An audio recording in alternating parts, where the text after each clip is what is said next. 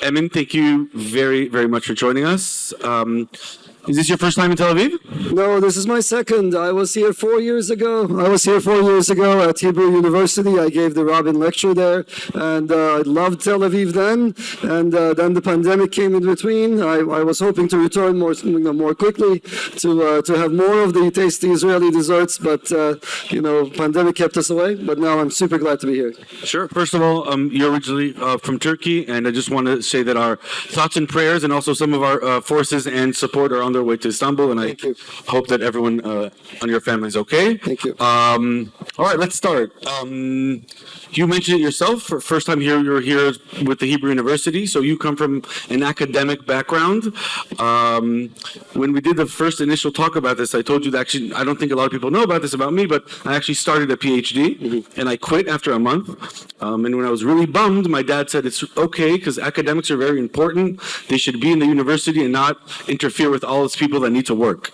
So how did you get from the academia into starting your own base layer? So I was always interested in building self-organizing systems. So my journey started back in 2001, 2002.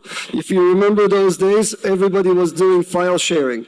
And file sharing systems had this one problem that we call leeching. Just like in regular society, everybody wants to take resources. Nobody wants to contribute resources back. So back then, I came up with a system called Karma, where the idea was that there would be some kind of magic internet money without a central issuer, without a central bank, that was used to download songs, and after a while you would run out. If you don't contribute resources, you would be forced, just by virtue of running out of money, to contribute resources back.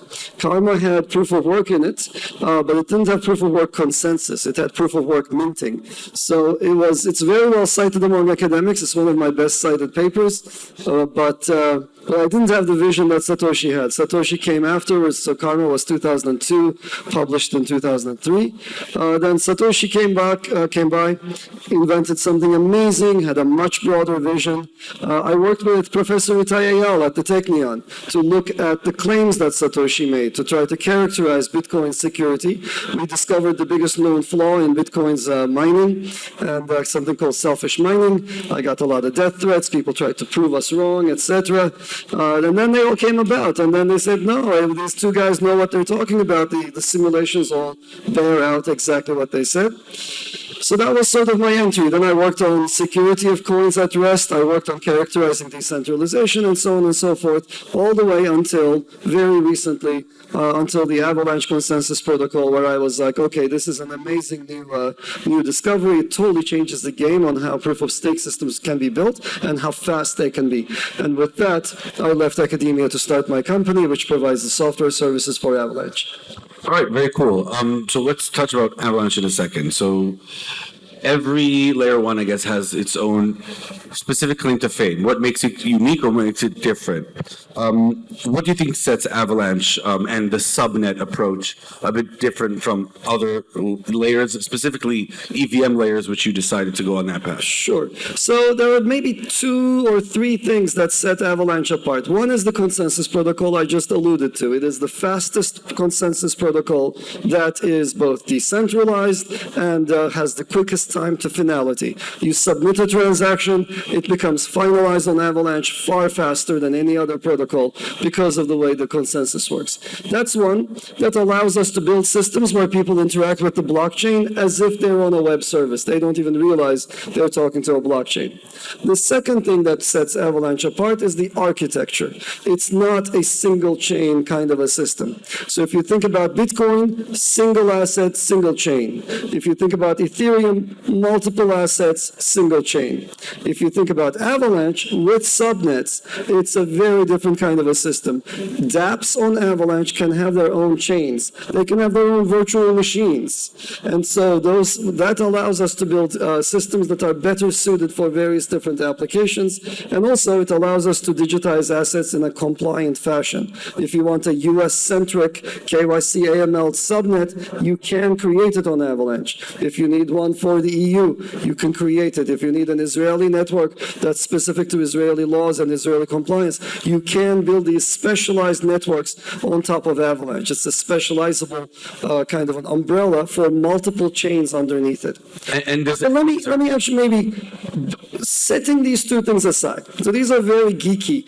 I think at a higher level, what sets Avalanche apart is our commitment to taking the best of science and applying it to blockchains. So I think a lot of these projects in the space are taking very, very old results from 20 years ago, and they're trying to bring them into the blockchain space, whereas we're at the cutting edge of science actually due to the... So you wanted to talk more about Cardano? Kidding. I'm not going to talk about that. No names. I didn't say anything. So one thing I want to ask, when you talk about the subnets and everyone has his own chain, does that mean that they also have to be the security and the infrastructure of each one of those chains, like a SDK on Cosmos, or do all these chains in some way benefit each other by security and mechanism? So we do not do anything to force anybody to adopt any kind of mechanism. So in Avalanche, there is nothing that is necessarily shared. We do not have to have our subnet creators fight each other or auction resources or anything of the kind. So if you want to have a system, a game, for example, that requires low security, you can build it. If you want high security, then you will have to come up with some kind of incentivization mechanism to attract your validators. Think of Avalanche as a framework that is incredibly lightweight. You can specialize it to create, people have done this, to create subnets that have very large numbers of validators. We can have millions of validators in Avalanche, and the protocol will actually accommodate them. Or you can have, as I said, low security chains that don't require those numbers of validators. All right, cool. So you said that one of the visions or goals of Avalanche is to help digitize all the assets in the world. And you talk about compliance in USA, and I want to touch, we are after a very interesting year in crypto. And I don't know, someone much smarter than me said, I don't remember, said that I think that we tried to bring 1 billion users a bit too fast. Yeah. What are your thoughts about that? Are we closer, not Avalanche, but are we as a crypto industry closer to your vision today than we were X years ago? Where are we on the map? Yeah, we're getting there. I'm super bullish about where we are and where we're headed. First of all, just rest assured, I live in New York, I work in New York, I talk to traditional finance people all the time. And a few years ago, I would have to explain to every one of them what's a ledger in a what's an open ledger? Yeah. What's an open ledger? What's a DLT? Those days are over. Everybody understands that there's a new asset class in town. I no longer have to describe what crypto is to anybody. So that's a fantastic step up. In terms of technology, we have some impediments. Scalability was until recently not solved. I mean, I don't want to talk about Avalanche anymore, but I think that's addressed. Ease of use, I think we're getting there. The wallets that we use are getting much better. They're usable. Regular people can participate in DeFi. I know that in Israel it's kind of okay. There are some great degens here, but in general DeFi is not very widespread. Partly because the fees were so high, partly because the wallets were so hard to use. That's changing. We just issued a core wallet, for example. That's much better. And then finally, exchanges. I think that's where we have the biggest problem. Our exchanges, the fast ones until now, had to be custodial. So then we had to trust people like Sam Bankman-Fried, and Sam completely took us. He was sociopathic.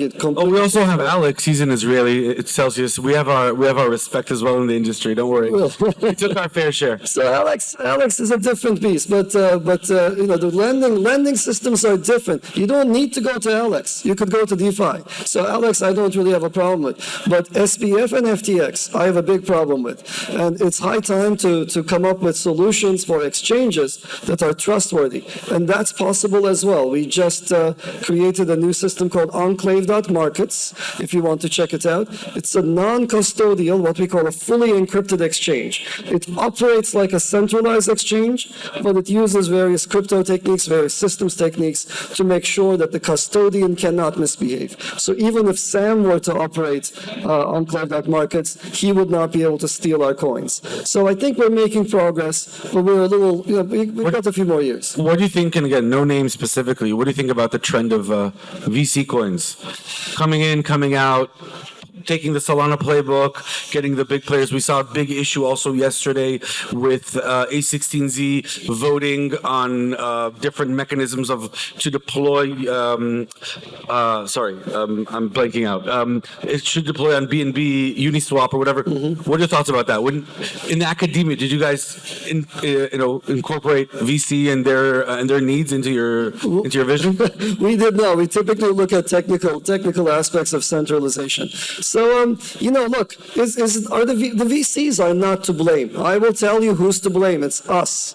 Okay, if we run from like project to project, if you jump into every single new coin offering in the hopes that they will go up, we will turn this space into a positronic terrible thing.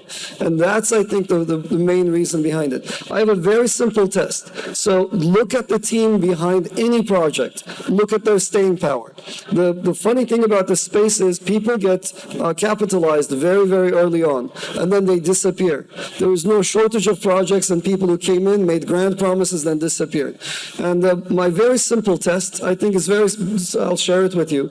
If a project is headquartered outside the US, that is in some kind of a Cayman, Bahamas, etc., some kind of a tax haven, or Austin, Texas, etc., they are there to sell coins and disappear. They have no staying power. If they're headquartered in Silicon Valley, they are a tech play, pure tech play. They will do the one tech trick pony, then they will disappear. We happen to be in New York, where the assets are. We're integrated with financial institutions. That's where we need to go. There are some people who are really trying to do this, who have devoted their lives and careers to this effort, and then there are a bunch of people who have very short lifespans. The VCs, of course, love the short lifespan projects. It's a quick turnaround for them. Okay, so let's talk about DeFi and regulation, and you just mentioned this a few times. So do you really see Avalanche working both on the framework of how you build the contracts, but also on the, lobbying work as well? How active are you guys pushing for regulation, and how big is that for Avalanche? Because I didn't know that that's one of the core parts of your messaging, as a base layer to talk about regulation and compliance. Well, we're trying to help essentially TradFi institutions digitize their assets, so we have to play a role there. I've certainly gone to DC and spoken to various lawmakers. We also have people who actually are active in the EU. So we are not pushing any particular agenda except for the agenda of protecting the crypto ethos, of protecting DeFi. The kinds of things that we saw from FTX, that we're trying to essentially throw DeFi under the bus and give an advantage to centralized exchanges, we don't like at all, and we've been fighting against that. So I think we need to come together as an industry and protect what makes us special, and it's the fact that we disintermediate. It's the fact that anyone on-chain is equal to everybody else. So I would not be interested in this space at all, and I wouldn't be here at all if I could not be at the table with Goldman, with JPM on an equal footing, and that's very, very important to me.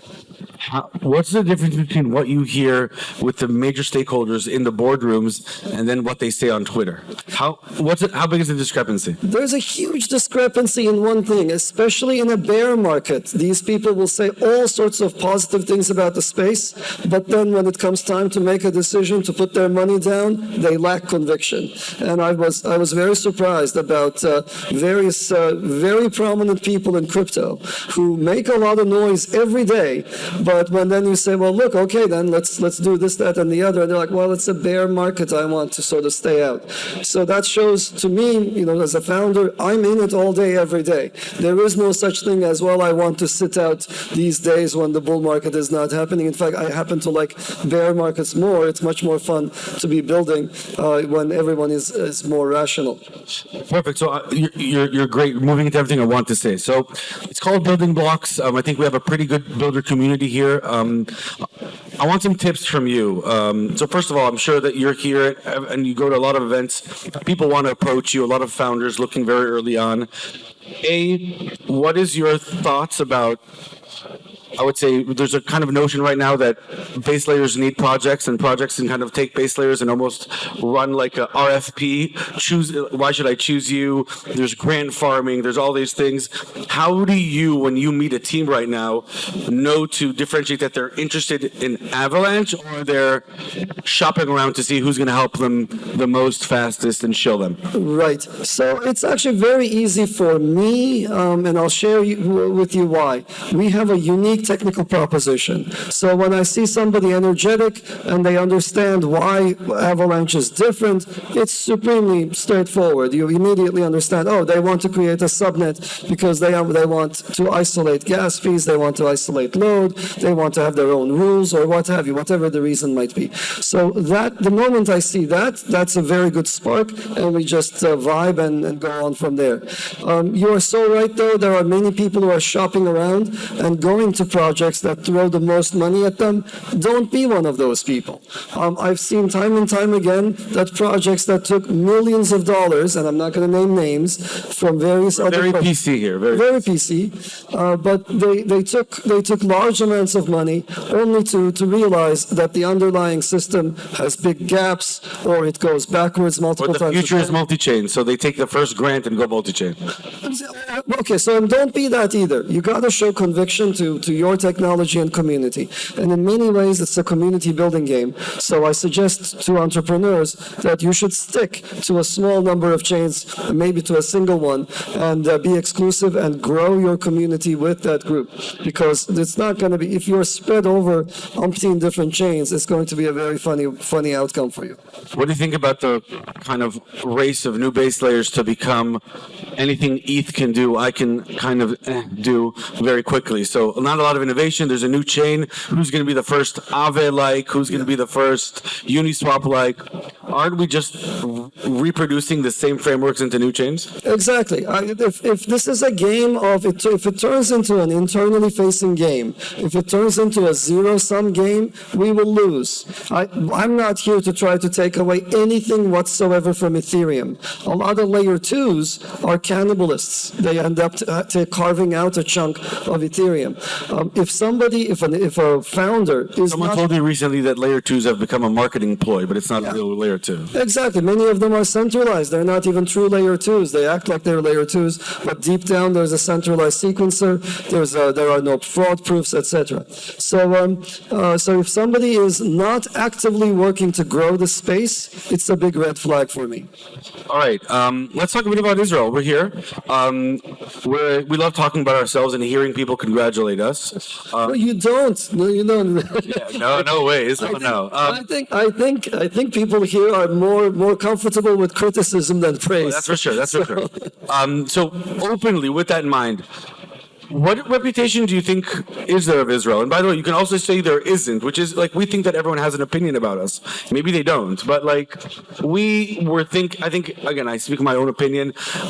Israel thought that it was ICO heaven in 2017-18, didn't pan out as we wanted, but then it was a building period. We're kind of proud, of course, of the Fireblocks of the world, and we think we're the kings of cyber. But when you hear Israel before an intro or whatever, what is the first feeling you get out of that? Okay, well, that's actually an easy one. As an academic, no. As an academic, my very first feeling is it's incredibly strong in cryptography, and so that's our starting point. It's incredibly strong in computer science. A lot of my colleagues are here, of course. Some of my students work here, of course. So thrilled about that. Every time I come here, there's some vibrant, very established, sort of strong academic foundations here. The second thing that comes to mind, to be honest, Israel for the longest time was very Bitcoin maxi. So there are lots and lots of Bitcoin maximalists here. Maximalism in all its forms has let people down. So I hope, I think by the time we're here in this room, everybody understands that that's a losing proposition. We have to go to where the tech is. We can't afford to become the digital Amish. We can't get stuck in 2009. We have to follow the technology to its conclusion. Crypto-wokeism. Okay, and today in this space, now when you're coming to Israel, again, I'm sure you get invited to 30,000 events or whatever. What's a success out of you coming out of Israel? What are you looking for? Do you want to be meeting young entrepreneurs? Do you want to meet the more big businesses? I'm just trying to understand when you look at a country like Israel, what do you think you can tap out of it? I don't really come here to tap into anything, but one of the things, look, it's very simple. Eli Ben Sasson invited me, and making all these theories. He's like, it took me 1 second to say yes. Tel Aviv is such a fun town. I've enjoyed my last last visit here incredibly. There is some vibrancy in the air. This is a young town. It's an energetic town. And I've always surrounded myself with young, energetic people as a professor. So coming here is just such a treat for me. I just get invigorated. Okay, so last question. Building Blocks 2024. Hopefully you'll be here. You'll sit with us. What's going to be like? Is the sentiment going to change this year on the B2C level? Do you think? I'm not talking about prices or whatever, but are we? How many times is Bitcoin going to die in the next year? So let's see. There's going to be a lot. Okay, I can't make price predictions. I'm not talking about price. I'm talking about sentiment, trends, and volumes. Okay, well, look, there are a bunch of things that are going to happen in this space. On the price level, I think overall we're going to see sort of a sideways movement of micro rallies as the Fed tries to titrate, as the Fed tries to sort of adjust its interest rates. On the technical side, we are definitely going to see what I would call the equivalent of browser wars. The L1 wars, I think, are mostly sorted out. And I think the winners are very, very clear. So what's going to happen next is that's kind of like the operating system wars. And now it's time for the browser wars, which are the wallet wars. And the time has come to fight those out. I predicted that there would be some bridge wars. I predicted that there would be some bridge failures. I think we lived through those. There are more bridge failures ahead. So there are many badly designed bridges out there, and then there are some good ones. I hope that bridges do not get smeared in the process. I think it's going to be exciting to see what happens there. Then, of course, there's going to, a year from now, there's going to be new exciting DeFi applications that we'll all be talking about. Perfect. I love that you're still pushing DeFi. I think it's important, and we kind of put that on the back burner. All right. We have a few minutes. I want to open for a few questions. I do say that please do not use this question to shill what you do. That's not the right platform. Anyone have a question? No? Not getting a lot of chances to ask Emin questions. All right, yes, go for it. Go. And please tell us what you do and where you're from. So my name is Tommy Wa. I'm from Toronto. I work for NosaSafe. I remember you were one of the first people to point out the DAO hack back in like 2015, 2016, and I think you were ignored, right? So how did it feel pointing out a flaw in something, being ignored, and then being vindicated, being like, I was right, I told you so?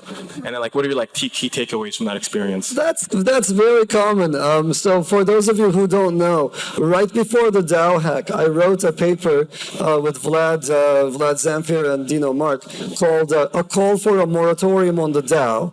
And we found 9 different flaws in the DAO before it was hacked. This is the Ethereum DAO. Very early on, there was a hack, and then you needed to fork the whole code, and then there was the kind of Ethereum Classic and whatever. I'm just... Right. Yeah. 15% of Ethers were hacked. Ethereum had to fork. There was a big fight, etc., etc. So I predicted some of what the hacker did. He ended up using one of the 9 things that we identified.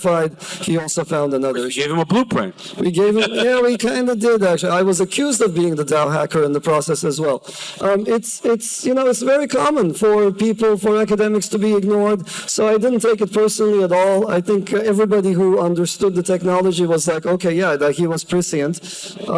So in general, that's fine. But it was certainly a factor in me leaving academia and stepping into the trenches and building my own system. I think it's high time for people to come in who know what they're doing, because if you leave it up to, if you throw ideas into the air, people don't necessarily catch them. You really have to deliver them yourself. That's what I learned out of it. All right, perfect. That was a good question. Thank you. All right. Any more? Please, go for it. Come. Stage is yours. Where you are and where you're from. My name is Danny Lovi. I'm from Philadelphia, living in Israel now, working for Ola Finance. For all the developers looking to build on Avalanche, how does one distinguish what's a better fit for them between building on mainnet versus launching a subnet of their own? Great question. There is typically a progression that makes sense for most projects, which is start on mainnet, issue on mainnet, work on mainnet, and see if you get traction. And when you get traction, start thinking about issuing your own subnet. My best example in this space is is DEX a lot. We have this DEX project on top of us, started on the C chain, on the mainnet. They were paying incredibly high fees. Their market makers were suffering. Their prices were not very good because they couldn't be updated frequently and they would be off in price. And so the next thing you know, they started their own subnet. They now have their own coin, functioning as a staking coin, functioning as a gas coin. So suddenly their coin has multiple purposes and they are isolated from fees, etc. So that's the typical progression. Start on mainnet, see if you have traction. The moment the fees and load become an issue for you, go on to your subnet, and we will be delighted to help you with that subnet creation. We help the Dexalot team, and we certainly would be happy to. We have an ecosystem fund to help projects and young entrepreneurs. So we'd be super happy to help with that transition. All right, time for last one. Any takers? All right, cool.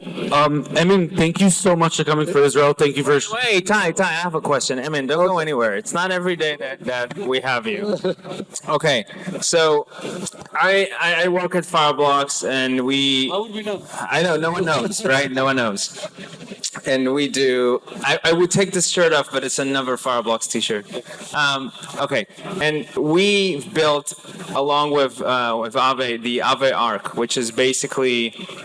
I would say a gated DeFi solution for financial institutions to trade and to leverage DeFi. Do you see these solutions picking up, like closed gardens for financial institutions? Absolutely. So we also are working on an institutional subnet, in fact, multiple institutional subnets, and I certainly see that picking up.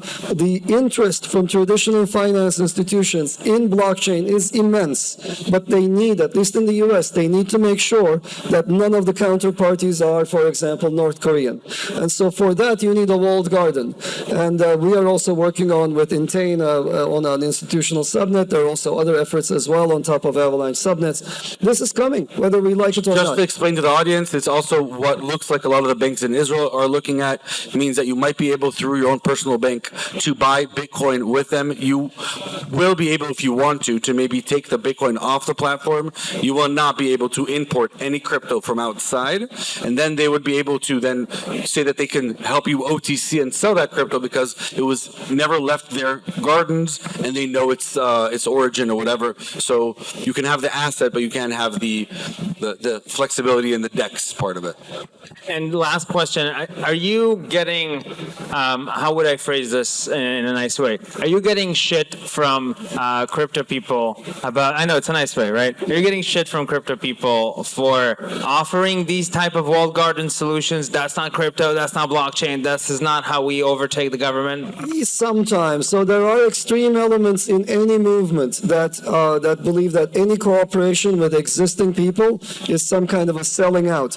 But we don't do that. So the main chain that Avalanche has is exactly in line. It does exactly the same things with Ethereum, with Bitcoin, etc. It's uncensorable, it's unstoppable, etc. So we don't compromise our principles. At the same time, we have to be able to accommodate this growth in these rails. And the rails that win are going to be those that accommodate and can absorb all of these new assets that are coming in. So I think people are realizing this. Maybe 3 years ago, I would have gotten more shit, but these days, I think people realize that this is the direction that the world is going. And maybe one last point. In many ways, this movement started as a reaction, and in many ways still, Bitcoin rejects the existing system, doesn't want to be part of it. Whereas I think many of us, are not trying to come up with an alternative to the dollar, an alternative to the shekel, alternative to euros. We're trying to come up with something that integrates well with them and provides new opportunities to users that did not exist before. Improve, not replace. Improve, not replace. Exactly. Thank you so much, Emin and Itai. This was so insightful. Really privileged to have you on stage. Thank you so much.